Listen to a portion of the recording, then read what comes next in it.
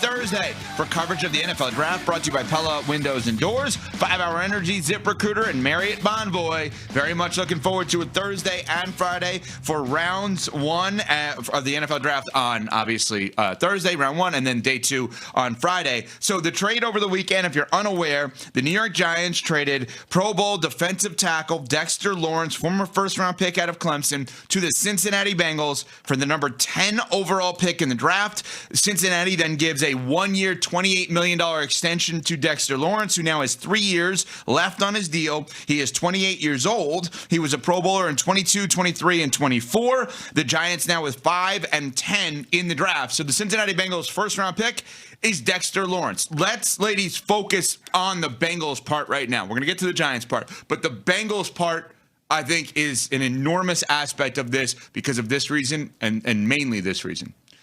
They told you over the weekend they believed that there was a chance at some point Joe Burrow was going to ask out. That's why they made this trade, in my opinion. They will never say that. That is my belief, personally, that they're saying the window is now for Joe Burrow. He is fed up with the organization, kind of rightfully so. They probably are annoyed with some of his suggestions because they haven't worked out either. And this is them saying all in for that quarterback who once took them to the Super Bowl, because if they don't get far or if they don't satisfy him, it is not off the table for him to say, I don't want to be here anymore. That is why, in my mind, they made this trade this weekend, Smalls. Why can't it just be the window is now because of that quarterback? And why do we have to wrap it into he would want to ask out? Let me take a step back.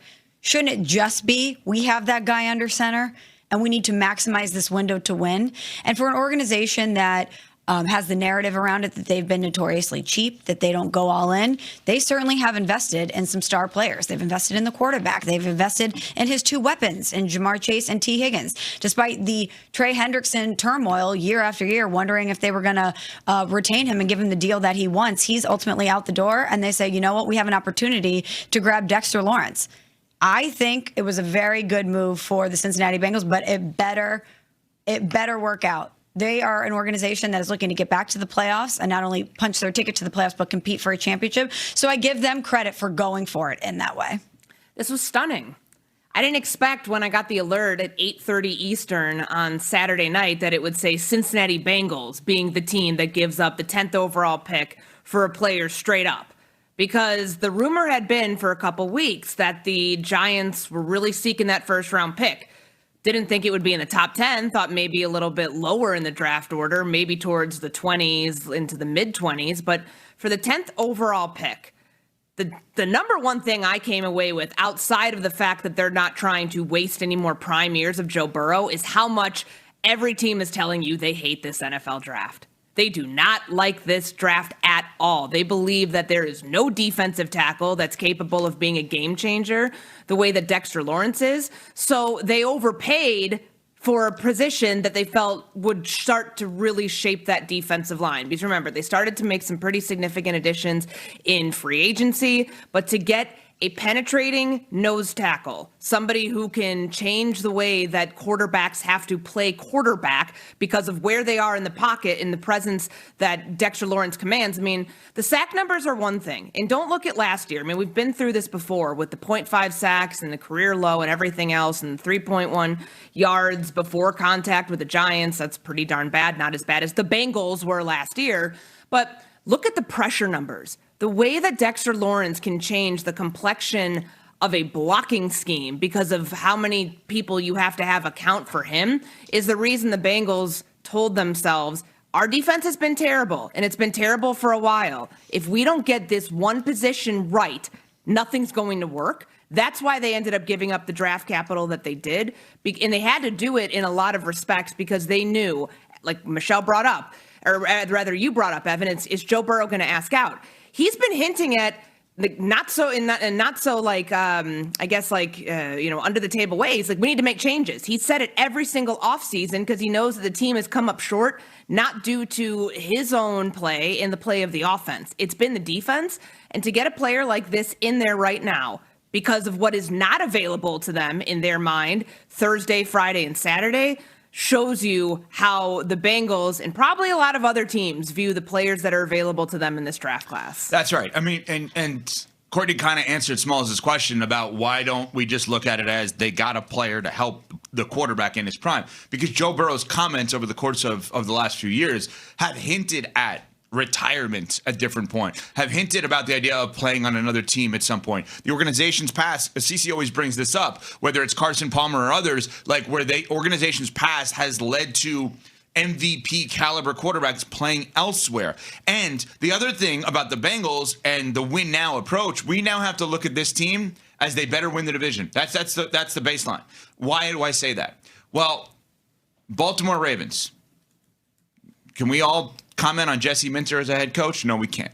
He's never been a head coach. Tyler Linderbaum, their center, went to the Raiders. Okay? So Dexter Lawrence over that center. And I don't care about sack numbers for a defensive tackle. And if you're going to play nose tackle, not to get too inside football, but your job is to take on blockers and let other guys do the sack numbers, right? That's their job, the outside guys. But Baltimore, new coach, new interior offensive line, Lamar contract stuff. Pittsburgh. Aaron Rodgers is still not on the team, oh, by the way. And it is draft week. And the draft is in Pittsburgh. And the Cleveland Browns. Obviously, we're not looking at them as a division winner. What the Cincinnati Bengals did was tell you that we believe that right now and for the next 3 years, Dexter Lawrence can help us more than whoever we draft at number 10. And we need help, and we need to do it now, and we need to win now because no more missing the playoffs. Because if that's the case, there's going to be an entire regime change starting with the quarterback by his ask. That's what I believe. I believe, again, maybe this is somewhat reckless speculation, but it's based on a lot of comments that Burrow has made previously. I believe they thought if we don't do this now, we're a year away from him saying he doesn't want to be there. And I think that's a smart move by them to do this now.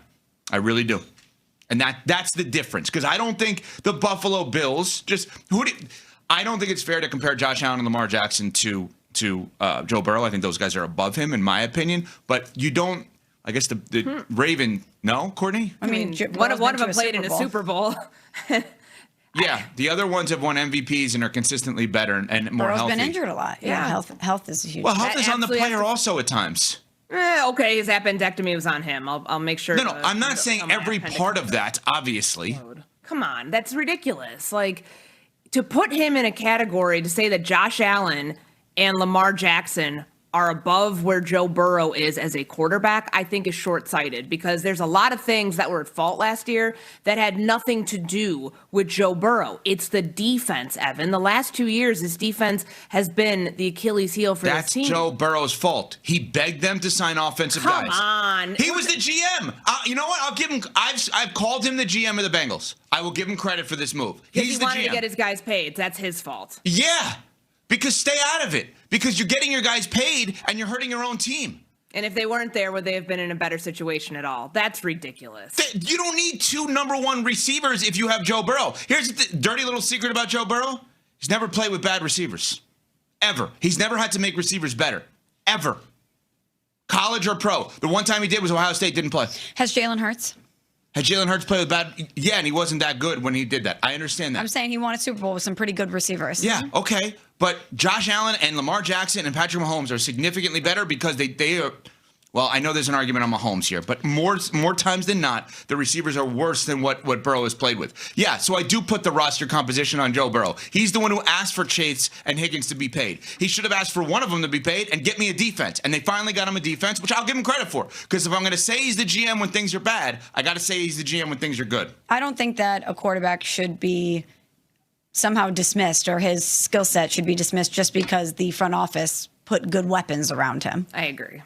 But he is the front office. He is the one that they operate there, or they have operated with every move to satisfy him, not every move to satisfy winning for the team. And I think that this indicates moves to satisfy winning for the team. Wouldn't paying Trey Hendrickson have been a move to satisfy Joe Burrow, something that they did not do? Didn't he ask for the 2 receivers first, though?